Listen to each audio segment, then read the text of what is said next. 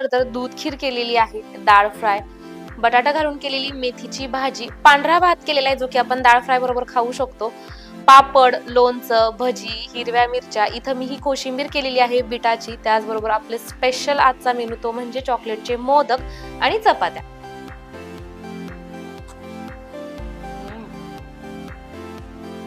High friends, welcome to our recipe show. उद्या गणेश जयंती आहे आणि गणेश जयंती म्हटलं की सगळीकडेच उत्सव केला जातो आणि अशाच उत्सवामध्ये आपल्या घरी सुद्धा आपण गणपती बाप्पासाठी स्पेशल असा नैवेद्य करत असतो. तर मग नैवेद्य काय करायचा, त्याच्यामध्ये काय पदार्थ करायचे, मग मोदक कुठले करायचे, मोदकाचे तर अनेक प्रकार, अशा पद्धतीचे बरेचसे प्रश्न तुम्हाला पडत असतील. तर त्याचंच उत्तर घेऊन मी आत्ता हजर झालेले आहे तुमच्यासाठी. कारण की ही रेसिपी जर तुम्ही आज पाहिली तर उद्या नक्कीच गणपती बाप्पासाठी ही थाळी बनवू शकता. चला तर मग रेसिपीला सुरुवात करूया. आज आपण थाळी करतोय आणि थाळी म्हटलं की एकापेक्षा जास्त पदार्थ येतात आणि ह्या पदार्थांचा जर क्रम आपण व्यवस्थित ठरवला तर आपला स्वयंपाक मात्र झटपट तयार होतो. तर आज आपण सगळ्यात अगोदर बासुंदी फ्लेवरची दूध खीर करायला घेतली. त्याच्यासाठी इथे मी अर्धा लिटर दूध घेतलेले आणि हे दूध आपल्याला गरम होण्यासाठी ठेवायचंय. आता आपण डाळ फ्रायची तयारी करतोय तर त्याच्यासाठी इथं मी कुकर घेतलेला आहे आणि याच्यामध्ये 1 कप तुरीची डाळ ही अगोदर आपण स्वच्छ धुवून घेऊया. डाळ धुवून घेतलेली आहे. आता याच्यामध्ये मी टाकत आहे एक मध्यम आकाराचा बारीक चिरून घेतलेला टोमॅटो, अगदी थोडीशी हळद आणि आता याच्यामध्ये आपल्याला पाणी टाकायचंय. आता कुकरचं झाकण लावून घेऊया. ज्यावेळेस आपण डाळ फ्राय करतो त्यावेळेस आपल्याला डाळ खूप जास्त मऊ शिजवायची नसते, तर फक्त हलकी अशी त्याची एक शिट्टी काढून घ्यायची.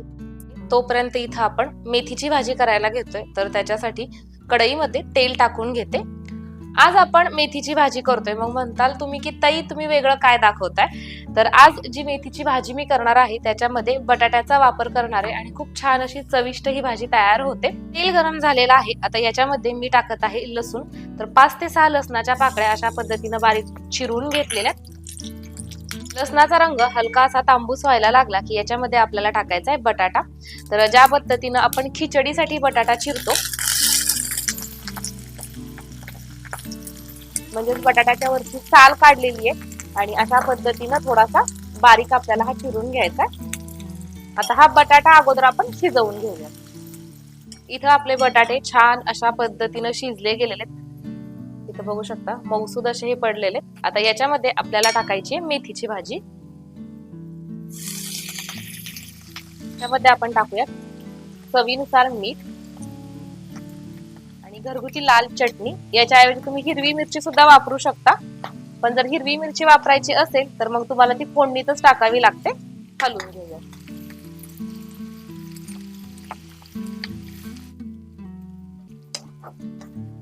व्यवस्थित असं हे एकत्रित केल्यानंतर आता याच्यामध्ये मी टाकत आहे मुगाची डाळ. तर एक 5 ते 10 मिनिट ही मी भिजत ठेवलेली होती. मुगाच्या डाळीच्या ऐवजी तुम्हाला जी डाळ आवडते या भाजीत तुम्ही तिचा वापर करू शकता. आता एकदा हलवून घ्यायचंय आणि झाकून ठेवूया. आता एक 3 ते 4 मिनिट झालेले आहेत. मध्यंतरी एकदा मी हे उघडून हलवली होती भाजी. तर आता इथे तुम्ही बघू शकता डाळ सुद्धा व्यवस्थित अशी शिजली गेलेली आहे. सगळ्यात शेवटी आता आपण याच्यामध्ये शेंगदाण्याचं कूट टाकणार आहोत. तर इथं मी भाजून घेतलेल्या शेंगदाण्याचं हे कूट आहे आणि ज्यावेळेस आपण सुक्की भाजी करतो त्यावेळेस थोडंसं मोठं कूट वापरायचं, म्हणजे ज्यावेळेस शेंगदाण्याचे दाणे दाताखाली येतात तेव्हा छान लागतात. हलवून घेऊया. बटाटा घालून केलेली मेथीची भाजी तयार झालेली आहे. आता मी गॅस बंद करते. आपली इतर कामं होत होती तोपर्यंत लो फ्लेम वरती हे दूध निवांत उकळत होतं आणि इथे तुम्ही बघू शकता आता छान घट्टसर अशा पद्धतीचं हे झालेलं आहे. आता दुसऱ्या गॅसवरती आपण एक छोटासा पॅन ठेवलेला आहे. त्याच्यामध्ये तूप टाकून घेऊयात आणि या तुपामध्ये मी 2 छोटे चमचे बारीक रवा टाकून घेतेय. भाजून घेऊयात. रव्याचा रंग बदललेला आहे. रवा व्यवस्थित असा भाजला गेलेला आहे. आता या रव्यामध्येच आपण थोडेसे ड्रायफ्रुट्स टाकूयात. तर ड्रायफ्रुट्स तुम्ही तुमच्या इच्छेने घ्यायचे, तुम्हाला कुठले घ्यायचे. तर इथं मी बदाम आणि पिस्ता घेतलेला आहे. हलवून घेऊयात. अगदी थोडंसं तूप टाकून घेते.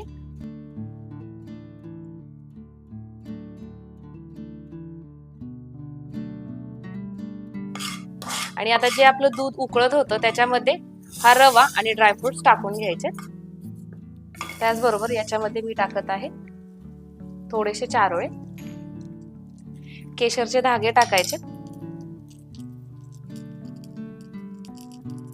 सगळ्यात महत्वाची ती म्हणजे विलायचीची पूड. हलवून घेऊया.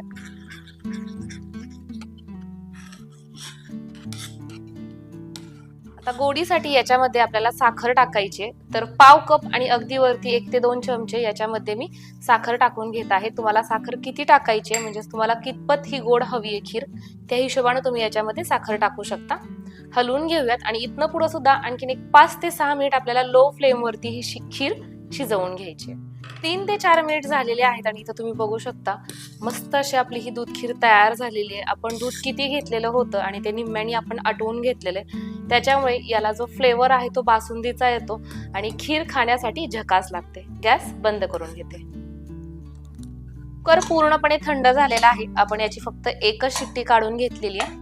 तर इथं तुम्ही बघू शकता.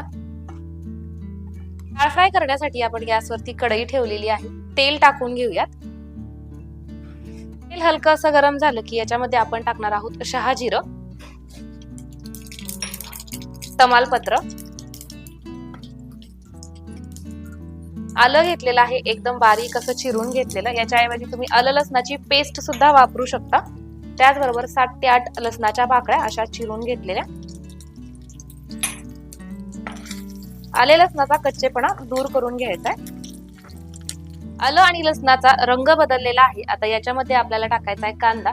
तर इथं मी 2 मध्यम आकाराचे एकदम बारीक असे चिरून घेतलेले कांदे टाकून घेत आहे. कांदा आपल्याला ट्रान्सपरंट करून घ्यायचा आहे. कांदा परतला गेलेला आहे. आता याच्यामध्ये मी टाकत आहे 3 हिरव्या मिरच्या. सगळ्यात अगोदर नेहमीप्रमाणेच थोडीशी हळद, धनेपूड टाकायची आहे. सगळ्या साहित्याचं प्रमाण तुम्हाला डिस्क्रिप्शन बॉक्स मध्ये मिळेल.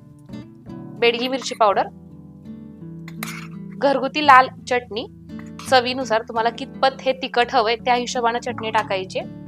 त्याचबरोबर गरम मसाला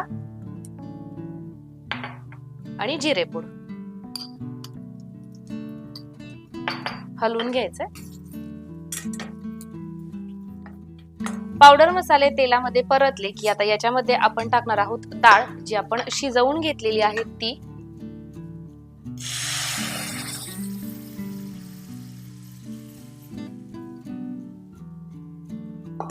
हलवून घ्यायचंय.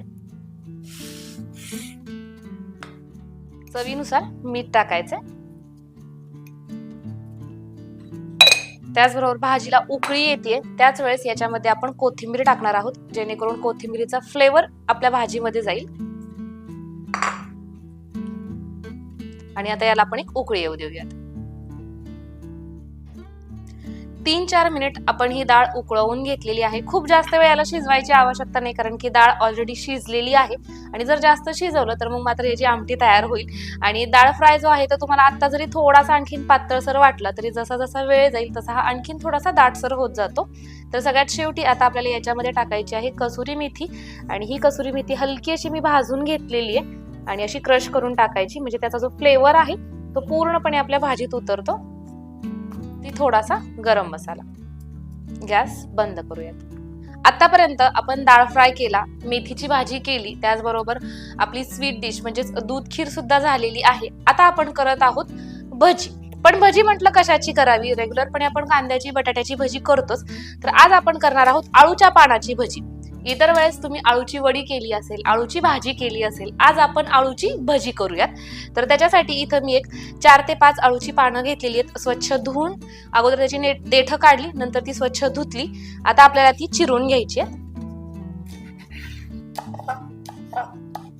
इथं आपण 1 कप बेसन पीठ घेतलेले, हे अगोदरच आपण चाळून घेतलेले. याच्यामध्ये चिरलेला हा आळू टाकून घ्यायचा. एक मध्यम आकाराचा कांदा अशा पद्धतीनं उभा चिरून घेतलेला आहे आणि तो असा हाताने चुरून टाकायचा. कोथिंबीर. आता इथं मी हिरवी मिरची, लसूण आणि आलं एकत्रितरित्या मिक्सरला फिरवून घेतलेले. तुम्हाला कितपत तिखट हवंय त्या हिशोबाने याच्यामध्ये हिरव्या मिरचीचा ठेचा ऍड करायचा आहे. मी 5 ते 6 हिरव्या मिरच्या घेतल्या होत्या. थोडीशी हळद, थोडंसं जिरं टाकते, एक छोटा चमचा ओवा टाकायचा आहे आणि तो देखील अशा पद्धतीने हातावरती क्रश करून घ्यायचा आहे. चवीनुसार मीठ टाकून घ्यायचं आणि आता आपण याच्यामध्ये टाकणार आहोत पाणी आणि याचं एक बॅटर तयार करायचं आहे. अशा पद्धतीचं आपलं पीठ इथे तयार झालेलं आहे. कढईमध्ये आपलं तेल गरम होते. आता याच्यामध्ये आपल्याला टाकायचा आहे सोडा.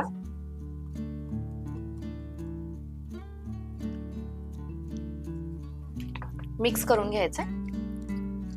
याच बॅटर मध्ये आपण थोडंसं गरम तेल देखील टाकणार आहोत. तेल टाकल्यानंतर परत एकदा आपल्याला हे व्यवस्थित असं मिक्स करून घ्यायचं. गॅसचा फ्लेम मी मीडियम केलेला आहे कारण की तेल आपण चांगलंच गरम करून घेतलेलं आहे. रेग्युलरपणे ज्या पद्धतीने आपण भजी सोडतो अगदी सेम तशाच पद्धतीने ही देखील सोडून घ्यायची आहे.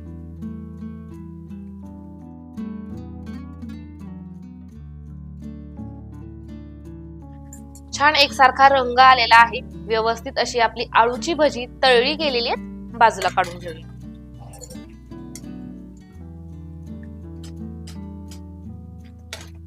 या संपूर्ण थाळीतला आता अतिशय महत्वाचा पदार्थ आपल्याला करायचा आहे तो म्हणजे मोदक.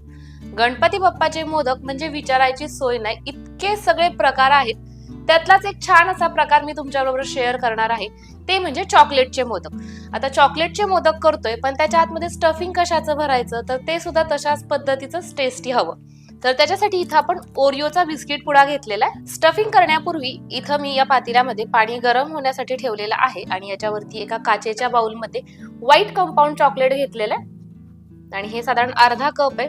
तर हे आपल्याला मेल्ट करून घ्यायचंय. तोपर्यंत आपण स्टफिंग तयार करतोय. तर इथं ओरिओचे 10 रुपयांवाले 3 बिस्किट पुडे आपण घेतोय. आता हे आपल्याला अशा पद्धतीनं चुरून घ्यायचे आहेत किंवा एकदम बारीक असे करून घ्यायचे. तर आपलं चॉकलेट पूर्णपणे मेल्ट झालेलं आहे. इथं तुम्ही बघू शकता अशा पद्धतीनं आपण या बिस्किटांचा चुरा करून घेतलेला आहे. आता आपल्याला काय करायचंय, एक मोल्ड घ्यायचा आहे. तर इथं तुम्ही बघू शकता अशा पद्धतीचा हा मोदकाचा साचा मी घेतलेला आहे. आता इथं मी व्हाईट कंपाऊंड वापरलेलं आहे. याच्याऐवजी तुम्ही डार्क कंपाऊंड सुद्धा वापरू शकता.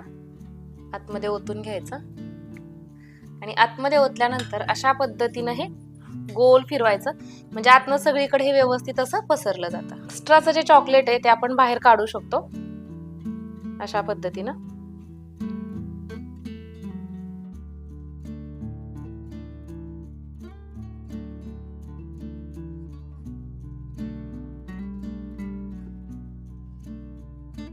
पहिला साचा भरून झालेला आहे. हा सेट करायला ठेवायचा आहे. तर अगदी एक 2 ते 3 मिनिटासाठी तुम्ही फ्रीज मध्ये हा सेट करण्यासाठी ठेवू शकता. तर अशा पद्धतीचं माझ्याकडे छोटंसं भांड होतं तर याच्यामध्येच मी असं ठेवून देते.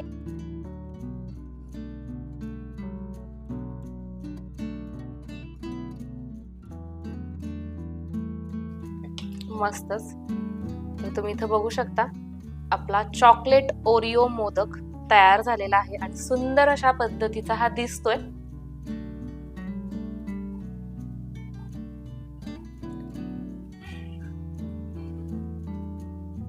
सगळ्यात अगोदर तर दूध खीर केलेली आहे, डाळ फ्राय, बटाटा घालून केलेली मेथीची भाजी, पांढरा भात केलेला आहे जो की आपण डाळ फ्राय बरोबर खाऊ शकतो, पापड, लोणचं, भजी, हिरव्या मिरच्या, इथं मी ही कोशिंबीर केलेली आहे बिटाची. त्याचबरोबर आपले स्पेशल आजचा मेनू तो म्हणजे चॉकलेटचे मोदक आणि चपात्या. सगळ्यात अगोदर तर आता मी हे मोदक टेस्ट करणार आहे कारण की चॉकलेटचे पदार्थ कोणाला आवडत नाहीत. मस्त असा हा डिमोल्ड झालेला आहे. आणि आणखीन एक महत्वाची गोष्ट, जर तुम्ही पहिल्यांदा हे मोदक करत असताल आणि जर हे लवकर डिमोल्ड होत नसतील तर घाबरायचं नाही आणि पटकन घाई देखील करायची नाही. अगदी सोमट रेग्युलरचं आपलं जे पाणी असतं ना ते पाणी घ्यायचं, त्याच्यामध्ये हलका असा आपला जो मोल्ड आहे तो 1 सेकंदासाठी डीप करायचा आणि नंतर काढून मग अलगद हाताने मोदक डिमोल्ड करायचा. पटकन होतो. टेस्ट करते.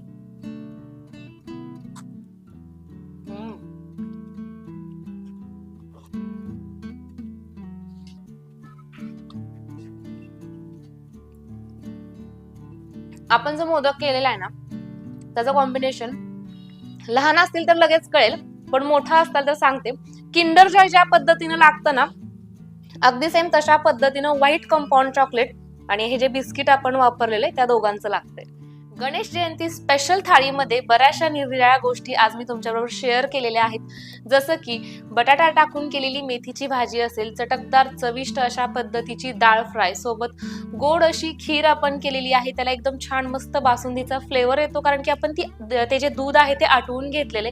सोबतच आपण केलेले आहेत मोदक, आणि हे मोदक तर असे आहेत ना 100% तुमच्या घरातल्या लहान मुलांना ते आवडणारच, आणि मुलांबरोबर मोठ्यांना सुद्धा. त्याचबरोबर वेगळ्या पद्धतीची आळूची भजी. तर आज आपण तयार केलेली ही स्पेशल अशी थाळी तुम्हाला कशी वाटली कमेंट करून नक्की सांगा. पुन्हा भेटूयात उद्या रात्री ठीक 9 वाजता एका नवीन रेसिपी बरोबर. तोपर्यंत बाय.